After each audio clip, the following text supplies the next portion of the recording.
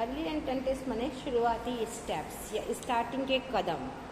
As in the USSR, the Planning Commission of India opted for 5-year plan FYP, means 5-year plan. The ideas are very simple. The government of India prepare a document that has a plan for all its income and expenditure for all the next 5 years.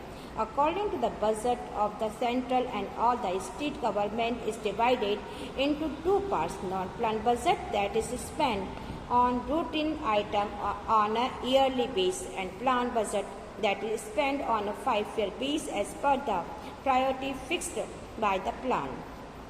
A 5-year plan has the advantage of permitting the government to focus on the larger picture to make long-term intervention in the economy.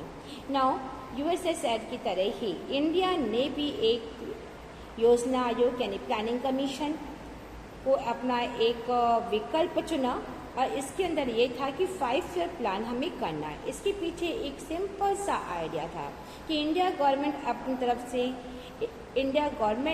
अपनी तरफ से एक document prepare करेगी और इसमें 5 साल के अंदर कितनी उसकी इनकम हो रही है, कितना वो एक्सपेंडिचर कर रही है, इन सब के बारे में लिखा रहेगा.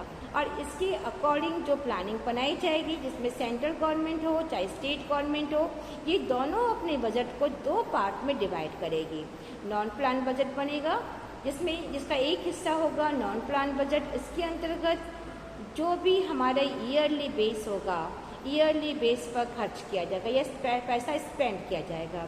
दूसरा होगा वो योजना होगी और योजना पर जो 5-year प्लान होगा उसके ऊपर किया जाएगा. तो फर्स्ट जो फोकस किया गया है या इसको प्रायोरिटी दी गई है उसको देखते हुए इसमें प्रॉफिट होगा उसी को रखा जाएगा. अब गवर्नमेंट के सामने इकोनॉमी की तस्वीर जो थी बिल्कुल साफ थी कि वो किस प्रकार से अपनी लॉन्ग टाइम पीरियड के अंदर वो अपनी इकोनॉमी को आगे ग्रोथ कर सके. Now, the draft of the first 5-year plan, then that the actual plan document and realized in December 1951 generated a lot of excitement in the country.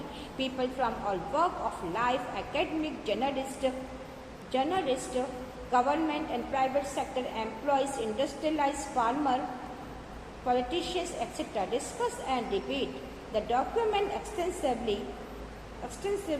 The excitement with planning reached its peak with the launching of the second 5-year plan in 1956. The continue somewhat till the third 5-year plan in 1961 and fourth plan was due to start in 1966. By this time, the never lead of plan had receding considerable.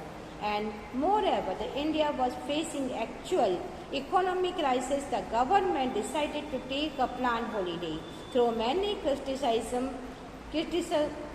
and embraced both about the process and the priority of this plan. The foundation of the Indian economic development was firmly in place by them. Now, meaning हुआ इसका कि 1951 में first 5-year plan का एक draft जारी किया गया और ये नवंबर में ही स्टार्ट किया गया था. इसका जो एक्चुअल डॉक्यूमेंट है ये नवंबर में ही दिया गया. इस साल पूरे कंट्री के अंदर बहुत एक्सट्रीम का माहौल रहा, यानी गहमा गहमी का माहौल रहा कि लोग देखने लगे और सोचने लगे. इसमें जितने भी एकेडमिक के लोग हैं, जर्नलिस्ट हैं, government employees, non government employees, industrialise pheasant और लीडर्स, इन सब ने ही इस प्लानिंग के अंदर अपने डॉक्यूमेंट के ऊपर बहुत अधिक डिबेट किया और इस प्लानिंग को लेकर पूरे कंट्री के अंदर बहुत ही एक्सट्रीम वातावरण रहा. 1956 में पहली योजना बनाई गई थी, उसके बाद सेकंड बनी 1956 में, उसके बाद सेकंड बनाई गई 1961 के बाद, उसके बाद में पहले 1951 में फर्स्ट योजना, 1956 में सेकंड योजना, 1961 में थर्ड योजना रही और 1966 की जो योजना थी ये 4th नंबर की योजना थी. और ये इस योजना के समय कुछ नयापन जो था वो हम कर नहीं सके. क्योंकि इकोनॉमिक क्राइसिस की चपेट में इंडिया आ चुका था. तो इंडिया गवर्नमेंट ने ये जो 5-year प्लान बनाया गया इसमें कुछ देर तक अपने आप को रोक के रखने का फैसला किया. इसमें रुके रहने के कारण ही इसे हमने हॉलीडे प्लान का नाम दिया है. क्योंकि इस समय इंडिया में क्राइसिस था और क्राइसिस के कारण इंडिया में डेवलपमेंट पॉसिबल नहीं था। तो इन प्लानिंग को प्रायोरिटी देने के लिए जो प्रोसेस बनाए गए, कई लोगों ने इसमें क्रिटिसाइज भी किया है और इसी बात को लेकर के इंडिया की इकोनॉमी क्या है, लेकिन इस समय तक इंडिया जो है इसको डेवलपमेंट की आदत पड़ चुकी थी और वो अपना आगे से आगे डेवलपमेंट चाहता है।